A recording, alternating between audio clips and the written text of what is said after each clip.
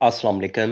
बेनामी जायदाद से मुराद वो जायदाद है कि जिसका ज़ाहिरी मालिक तो कोई एक शख्स है, लेकिन उसका असल में मालिक कोई और शख्स होता है। ये आम तौर पे भाइयों के दरमियान होता है। मसलन एक भाई बैरून मुल्क है, तो वो पीछे अपने दूसरे भाई को कहता है कि मेरे बियाह पे जायदाद खरीद लो। अब अगर कोई ऐसा केस अदालत में आ जाता है, एक बंदा कहता है कि इस प्रॉपर्टी का असल मालिक मैं हूँ, तो फिर अदालत क्या क्या देखती है? तो उसमें नंबर वन, ये देखा जाता है कि अमाउंट जो अदा हुई प्रॉपर्टी खरीदते वक्त, वो कैसे अदा हुई, किसने अदा की। सेकेंडली ये देखा जाता है कि ओरिजिनल कागजात किसके पास है इस प्रॉपर्टी के। थर्डली ये देखा जाता है कि कब्जा किसका है इस प्रॉपर्टी के ऊपर।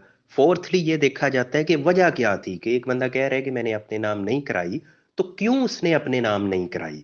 अगर तो कोई जेन्युइन रीजन मौजूद है, फिर उसको कंसिडर किया जाता है, और अगर कोई वैसे ही कह दे तो फिर उसको कोई रिलीफ नहीं मिलता। और ये बातें सारी साबित किसने करनी है?